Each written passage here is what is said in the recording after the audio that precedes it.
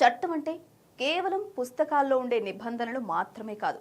అది బాధితులకు ఊపిరి పోసే ఆయుధం కావాలి. 15 ఏళ్ల వయసు, ఆడుకోవాల్సిన ఈడు, చదువుకోవాల్సిన వయసులో ఓ కిరాతకుడి దాడికి బలైన ఆ చిన్నారి తన కడుపులో పెరుగుతున్న పాపాన్ని మోయలేక నరకం చూస్తోంది. కానీ కేంద్ర ప్రభుత్వం మాత్రం వద్దు, బిడ్డను కనాల్సిందే అంటూ అడ్డు తగిలింది. దీంతో దేశ అత్యున్నత న్యాయస్థానం సుప్రీంకోర్టు ఆగ్రహంతో ఊగిపోయింది. దేశ రాజధానిలో ఒక అరుదైన భావోద్వేగపూరితమైన న్యాయ పోరాటం జరిగింది. 31 వారాల గర్భంతో ఉన్న 15 ఏళ్ల అత్యాచార బాధితురాలు తన గర్భాన్ని తొలగించుకోవడానికి అనుమతి కోరుతూ సుప్రీంకోర్టును ఆశ్రయించింది. గత వారమే justice BV Nagarathna, justice Ujjal భుయాన్లతో కూడిన బెంచ్ ఆ చిన్నారి మానసిక వేదనను అర్థం చేసుకుని అబార్షన్కు గ్రీన్ సిగ్నల్ ఇచ్చింది.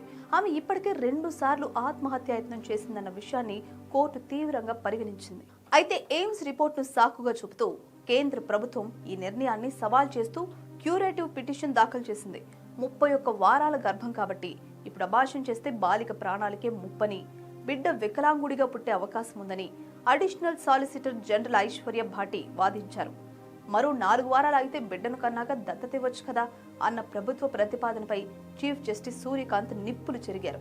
ఆ చిన్నారి పడుతున్న వేదనకు ఏ పరిహారం సరిపోతుంది అని సిజేఐ గర్జించారు. అత్యాచారం జరిగినప్పటి నుంచి ప్రతి నిమిషం ఆమె అనుభవిస్తున్న నరకం మీకు అర్థమవుతోందా అని ప్రశ్నించారు. ఇది ప్రభుత్వానికి పౌరులకు మధ్య జరుగుతున్న యుద్ధం కాదని స్పష్టం చేసింది.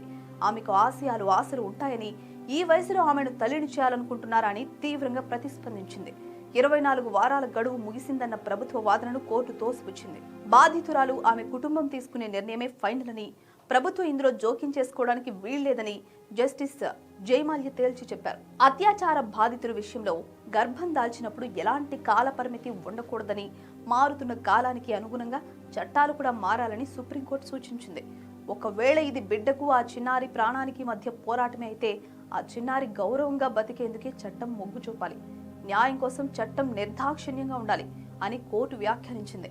బాధితురాలికి తక్షణమే సైకియాట్రిస్ట్, కౌన్సిలర్ ద్వారా సాయం అందించాలని ఆదేశించింది. ప్రభుత్వ క్యూరేటివ్ పిటిషన్ను వెనక్కి తీసుకోవాలని సూచిస్తూ మహిళల ప్రత్యుత్పత్తి హక్కులే సర్వోన్నతమని చాటి చెప్పింది. చట్టం అంటే కేవలం అంకెలు, గడువుల సమాహారం కాదు, అది మానవత్వంతో కూడింది కావాలని సుప్రీంకోర్టు మరోసారి నిరూపించింది. తన శరీరానికి సంబంధించి నిర్ణయం తీసుకునే హక్కు ఆ బాలికకే ఉంటుందని కోర్టు చెప్పిన తీర్పు ఇప్పుడు దేశవ్యాప్తంగా చర్చనీయాంశమైంది.